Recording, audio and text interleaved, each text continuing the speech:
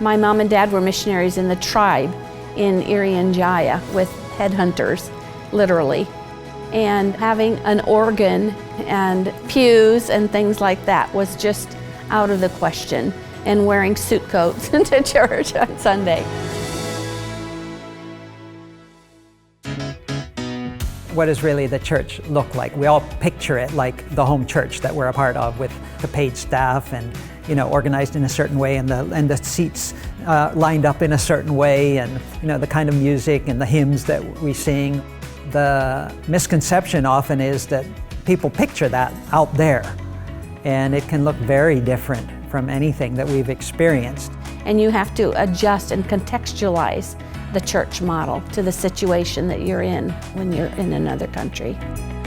You might have this urban setting where there are executives and engineers, and they may want to have a very highly organized church, but then you may have the village church which meets under the tree, or you might have micro churches, which would be maybe 4 or 5 people gathering together because it's so dangerous, and that's church for them.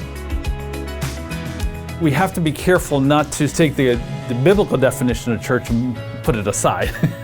We have to take that biblical definition and say, okay, how does this express itself in this culture? And one way is to understand what other churches do, how authority structure works in other non-Christian organizations or even businesses, how schools run, or even how clubs run. So I think it's understanding the culture and how it runs, and then redeeming that. With our final 2 church plants, we went in on a survey trip, and we actually met together with 5 Filipino organization leaders to just ask them, how can we serve you? We went into that city then knowing that our sister churches and organizations wanted us there and valued what we were doing there. How does TEAM prepare church planners? It helps people understand the cultural differences and prepares them to engage in new culture. In TEAM, we're encouraging that our new missionaries, when they get out there, they really look at their first full term, hopefully even 4 years, as a learning time.